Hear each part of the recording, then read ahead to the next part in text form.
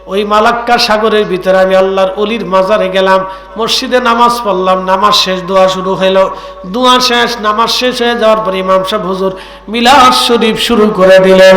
একবার জোরে বলেন না মারহাবা।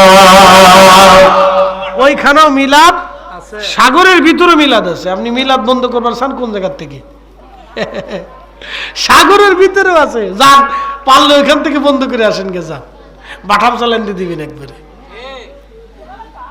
পুলিশে ধরে নিয়ে জেলখানার ভিতরে দিয়ে দিবেন। জানকে বাংলাদেশের প্রধানমন্ত্রী ফোন দিলেও ছাড়বেন না। প্রিয় উপস্থিতি, খুব ভালো করে শুনে যান, খুব মনোযোগের সাথে শুনে যাবেন। প্রিয় ভাইরা আমার, এই জন্য অধিক পরিমাণে দোয়া দোয়া দোয়া দোয়া বন্ধ করা যাবে না। যে কোনো মাধ্যম দিয়ে হলো দোয়া চালু রাখতে হবে। খাওয়ার পরে দোয়া, মেহমানদারির পরে দোয়া। আমি দেখেছি আফগানিস্তানের মুসলমানেরা বিয়ের দিন কোরআন খতম দেয়, আর আমাদের দেশে ডেক সেট বাজানো হয়, আনন্দ ফুর্তি হয়, একজনের বউ আরেকজনে কোলে করে নিয়ে নাচে। আপনি নাউজুবিল্লাহ করতেছেন, সারা বাংলাদেশই আছে, বউ আরেকজনে নাচতেছে, আরেকজনে, একজনের বউ আরেকজনে নিয়ে নাচতেছে, খুব নাচতেছে, বাপরে বাপ কি আনন্দ চলতেছে।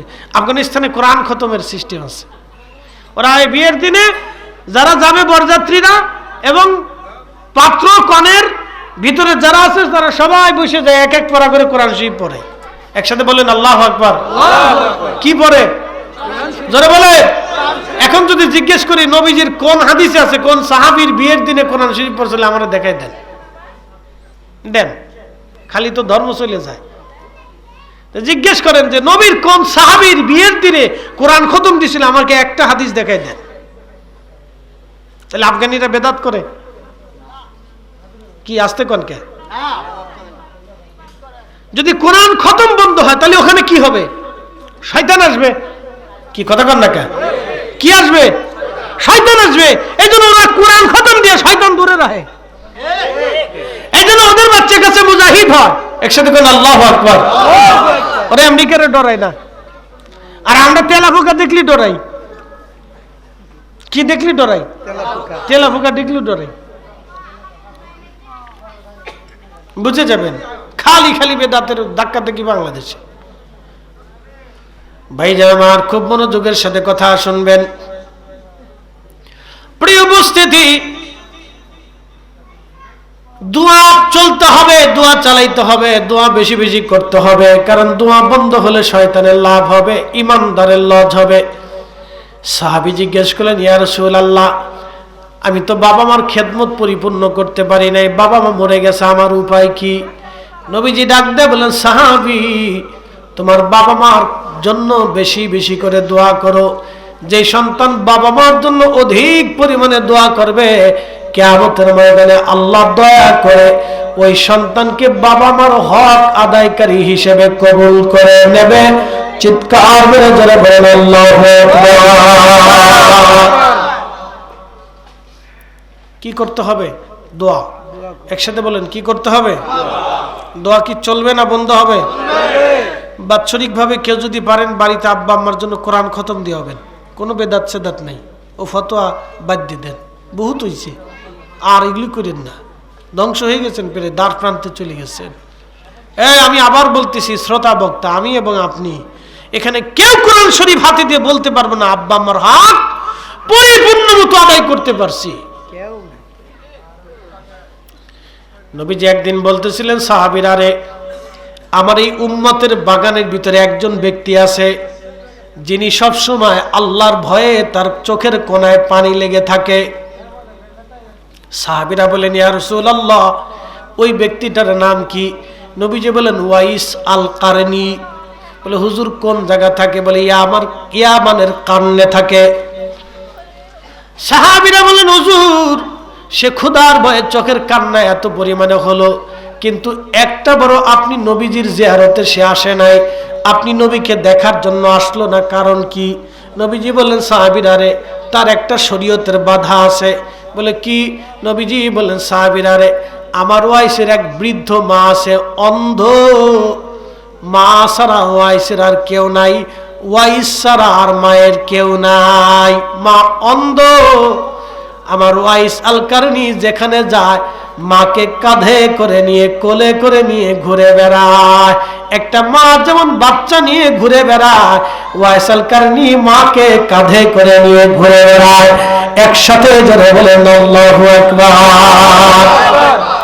তেলের গাড়ি তেলে চলে, হাওয়ার গাড়ি হাওয়ায় উড়ে, বিনা তেলে চালায় গাড়ি নবী সুলাইমান। আমরা সেই মুসলমান, আমরা সেই মুসলমান।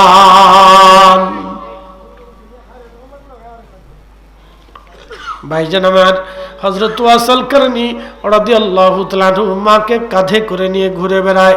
নবীজি বললেন, সাহাবীরা রে, তার মা অন্ধ ছিলেন বিদায় মাকে গোসল করাইয়া, মাথায় তৈল মালিশ করাইয়া, মায়ের চুল আশ্রয়া, চুলের বেনি বেঁধে দেয়। সুবহানাল্লাহ বলবেন না? জীবনে দিতে পারছেন কোনোদিন? পারেন নাই। মার মাথায় চুল দিয়া, চুল আশ্রাইয়া, মায়ের মাথার চুলের বেনি বেঁধে দেয়। মার জন্য নিজে রান্না বান্না করে মাকে বাচ্চাদের মতো মারে খাওয়ায় দেয়।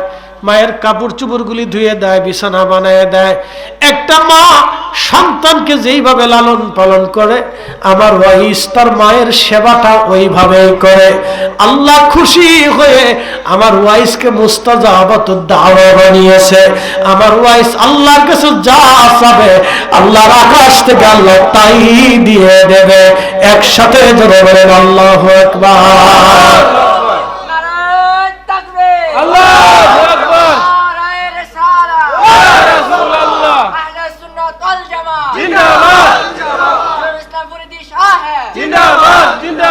তাহলে বাবা মার জন্য দোয়া চলবে না বন্ধ হবে? এরকম খেদমত পারছেন নি শ্রোতা বক্তা? কেউ পারিনি। উপায় কি?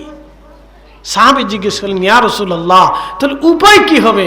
বলে, চিন্তা করো না, আল্লাহ একটা অপশন রেখে দিছে, একটা সুযোগ আল্লাহ রাখছে। বলে, কি সুযোগ? বলে, সুযোগ হলো অধিক পরিমাণে বাবা মার জন্য দোয়া করো।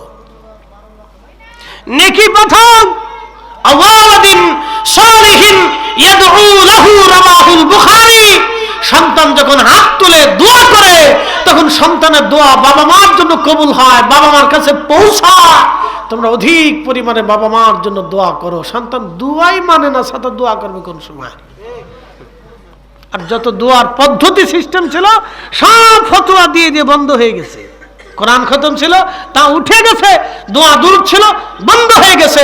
বাড়িতে বছর শেষে একটা জিকিরের মাহফিল দিত, তা বন্ধ হয়ে গেছে। নারীরা বাড়ি বাড়ি কোরআন খতম দিত, তা বন্ধ হয়ে গেছে। মুরব্বির এসে কালেমা খতম দিত, এটা বন্ধ হয়ে গেছে। বাকি আছে ছাতা গোড়ার ডিম, কিচ্ছু নেই। মসজিদের ইমাম সাহেব একটু দোয়া করবে, তা মুসল্লি সৌদি আরব থেকে ফিরে এসে এইটাও নাই। কি আসতে কনকে জোরে বলে? এইটাই নাই। ইমাম সাহেব কই ভাইছেন আপনি? শতান কি পরিমাণে বিজয় হচ্ছে আপনি একটু চিন্তা করেন। তো প্রিয় ভাই আমার, এগুলি চালাইতেই হবে। কথা বলেন ঠিক কিনা? আমাদের প্রয়োজনে। কাদের প্রয়োজনে? আমাদের। জোরে বলেন, কাদের প্রয়োজনে? আমাদের প্রয়োজনে এগুলি চালাইতে হবে। আল্লাহ তৌফিক দিন। সকলে বলেন আমিন। আসেন নবীজিকে সালাম জানাই, ইয়া নবী সালাম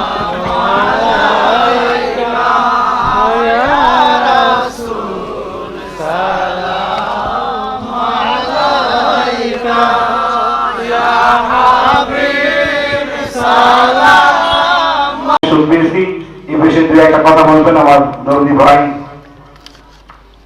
রাসূল নামে সুখ পেয়েছি। মাশাআল্লাহ। কতজন আছে সদস্য? মাশাআল্লাহ, 250। কাজ কি? আচ্ছা, আলহামদুলিল্লাহ। রাসূল নামে সুখ পেয়েছি। আহলে বাইতে রসুলের মোহাব্বতে একটা সংগঠন, আল্লাহ রসুল সংগঠন তৈরি করেছিলেন। কেন করেছিলেন জানেন? গোত্রে গোত্রে, এলাকা এলাকা মারামারি, খুন খারাপি, বিশৃঙ্খলা বন্ধ করার জন্যে, গরিব দুঃখী মেহনতি মানুষের ঘরে খাবার পৌঁছানোর জন্যে, আর অসুস্থ মানুষকে সেবা প্রদানের জন্য।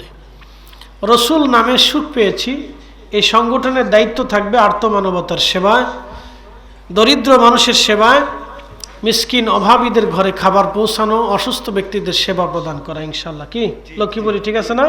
আল্লাহ কবুল করুক, বলেন আমিন।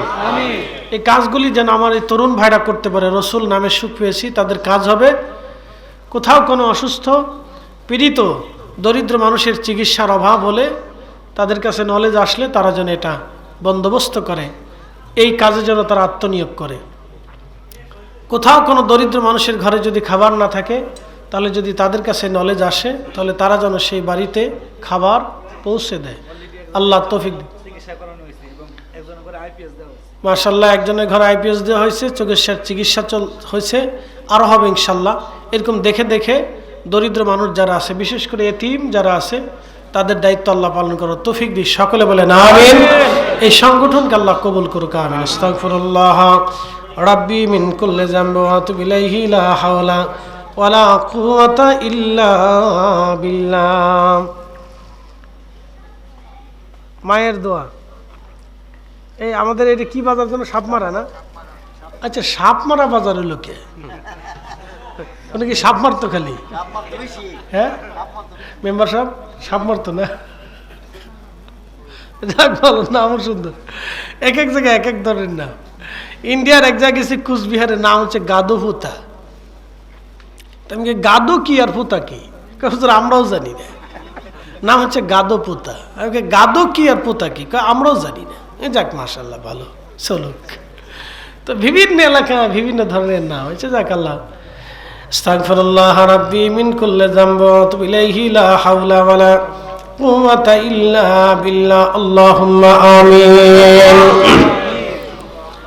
ربنا آتنا في الدنيا حسنة وفي الآخرة حسنة وقنا عذاب النار. ربنا لا تزغ قلوبنا بعد إذ هديتنا وهب لنا من لدنك رحمة إنك أنت الوهاب. يا ربي মেহেরবানি করে আজকের মাহফিল তোমার শাহী দরবারে কবুল করো আল্লাহ। আল্লাহ মাহফিলের হাদিয়া অসংখ্য অগণিত গুণে বাড়িয়ে তোমার মেহবুব, তোমার হাবিব রহমতের নবী রওজা মুবারকে জান্নাতের বাগানে পৌঁছে দাও আল্লাহ। আল্লাহ তোমার নবীজির আউলাদ সাহাব আশারে মুবাশশিরিন খুলাফায়ে রাশিদিন আহলু বাইতিন নবী শুহাদায়ে কারবালায় আল্লাহ যত শহীদান ঘুমিয়ে গেলেন সকল শহীদানদের খেদমতে হাদিয়া পৌঁছাও আল্লাহ।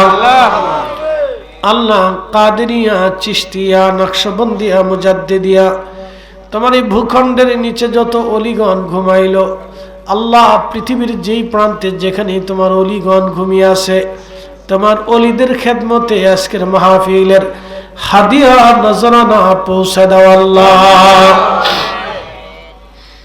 হযরতে বদর শাহ আউলিয়া রহমাতুল্লাহ আলাইহি তিনার সাথে 12 জন সহ যত ওলিরা ঘুমিয়ে গেছেন, হযরত শাহজালালিয়া মনি মুজাদ্দিদি তিনার সঙ্গে 360 জন যে যেখানে ঘুমিয়ে আছেন, রব্বুল আলামিন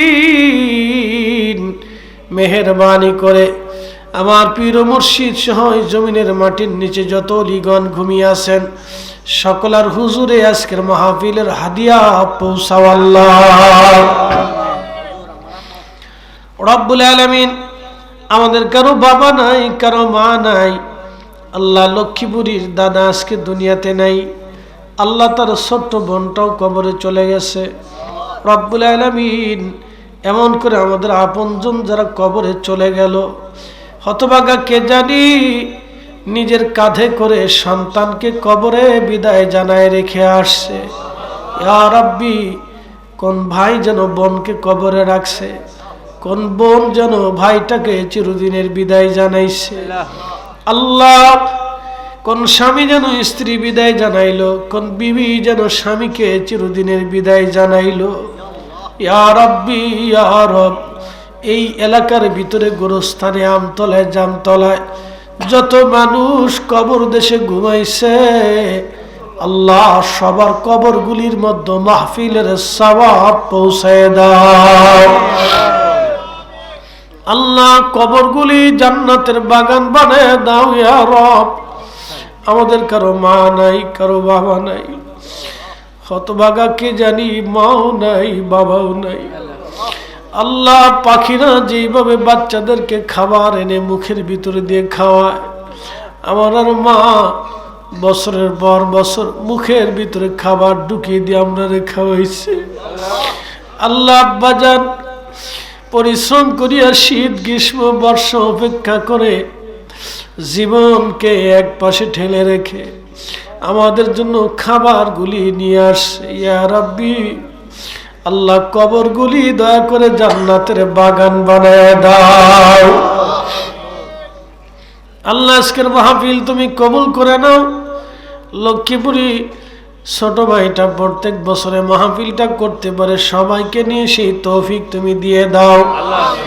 যে যেইভাবে এই মাহফিলের জন্য সহযোগিতা করলেন, বিদ্যা দিয়া, বুদ্ধি দিয়া, পরামর্শ দিয়ে, ভালোবাসা দিয়ে উপস্থিত হয়, ইয়া রব সকলের খেদমতগুলি তোমার শাহী আসমানে কবুল করিয়া নাও। আল্লাহ মেহেরবানি করে আমাদের দেশের উপরে তুমি অবারিত সাকিনা নাজিল করিয়া দাও। ইয়া রব্বি ইয়া রব্বি ইয়া রব। তামাম দুনিয়ার মুসলমান আজ বড় অসহায়। পৃথিবীর বহু দেশে মুসলমান নিজেরা খুনাখুনি করে। আল্লাহ মুসলমান নিজেরা খুনাখুনি করে। আল্লাহ ইয়া রব, ভয়াবহ ফাসাদ ও ফিতনা থেকে আমাদের জমিনকে দয়া করে হেফাজত করো আল্লাহ। তোমার ওলিগণের উসিলায় আমাদের দোয়া কবুল করো আল্লাহ। অনেক মা বোনেরা হাত বাড়াইছে আল্লাহ, মা বোনদের দোয়াগুলি তোমার শাহী দরবারে কবুল করিয়া নাও আল্লাহ। আমার মা বোনদেরকে নামাজি বানাও আল্লাহ, আমাদের মা বোনদেরকে নামাজি বানায়া দাও। আমরার মা বোনদেরকে তুমি পর্দানিশীন বানায়া দাও। আমাদের কালবের ভিতরে তোমার জিকির, তোমার রসুলের মহাব্বত দিয়া কলিজাগুলি জিন্দা বানায়া দাও আল্লাহ। এখানে আমরা যারা হাত বাড়াইলাম, আমাদের সবাইকে মক্কা মদিনার মেহমান তুমি বানায়া দাও আল্লাহ। নবী নবী করেছি, রসুল দেখার সৌভাগ্য হয় নাই ইয়া রাব্বি। তোমার রসুল না দেখাইয়া কবরে ডাক দিও না গো আল্লাহ। সাকারাতের বিছানা, মৃত্যুর যন্ত্রণা, কঠিন এই সময় তোমার হাবিবের নুরানি চেহারা মোবারক আমাদের চোখের সামনে ভাসায় দিও আল্লাহ। আর আমাদের জবানে জারি করা মধুর কালেমা লা ইলাহা ইল্লাল্লাহু মুহাম্মাদুর রাসূলুল্লাহ সাল্লাল্লাহু আলাইহি ওয়াসাল্লাম। আসসালামু আলাইকুম ওয়া রাহমাতুল্লাহি ওয়া বারাকাতুহু।